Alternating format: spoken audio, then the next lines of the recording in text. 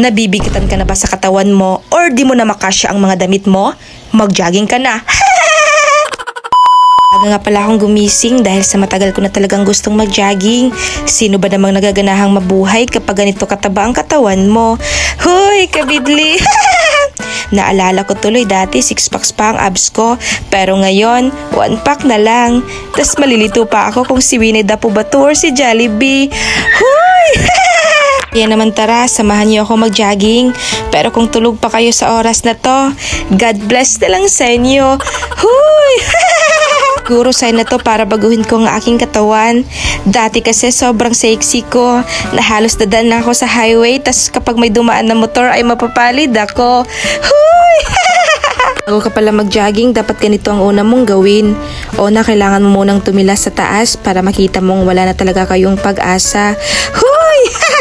Pagkatapos, sa ikot-ikot mo yung balikat, gaya ng ginawa niya sa'yo, pinaikot-ikot ka lang, tas sa ibang balikat pala siya sumandal.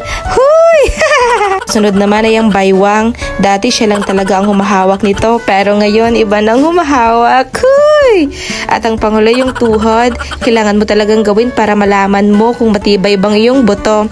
Pero ang tuhod ay nagpapaalala sa manakaraang sugat. Yan kasi hinahabol pa, alam mo namang may mahal na siyang iba. Hoy! Dito ay habang hinihintay ko ang aking mga samahan, ay dali-dali kong pinuntahan yung ring. Miss ko na kasing mag-shoot-shoot. Hoy! Shoutout nga pala sa Clyde Bake Shop. Salamat sa iyong support at pagmamahal. At sana manlibre na kayo ng pandesal. Hoy! Joke lang!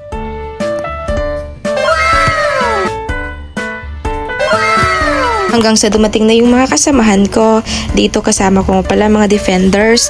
Sobrang loyal ng mga taong yan. Kasi kahit kalimutan ka man ng iba, edi-defend ka pa rin nila.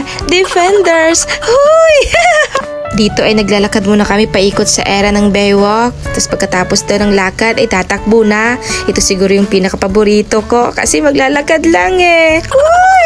Tapos na yung maglakad ay tumakbo na kami agad-agad. At dito medyo nararamdaman ko na nangangati na ang aking legs. Siguro ito na yung time na naboborn na ang fat sa aking katawan. Huy, ba't ang dali? Sila nakatatlong ikot na. Pero ako isang ikot pa lang pero pagod na pagod na. Dahil sa gusto ko talagang pumayat, kaya mag-jogging na lang talaga. Pagdating talaga sa punto na minsan nagsisisi ako, bakit ako nagja-jogging? Sana natulog na lang. Hoy! Dalawang kasamahan ko busy sa pagja-jogging, pero ako busy sa paglalakad. Hindi ko na talaga kaya, kaya napasigaw ko dito ng, tama na please. Siguro nalinig nila at agad-agad silang bumalik. Hoy! Akala ko tapos na, pero meron pa parang last warm up. Pero sige lang, dahil bet ko naman talaga yung sumayaw. Hoy!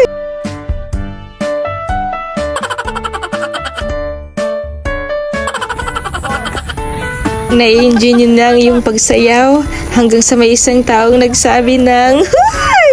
Ano?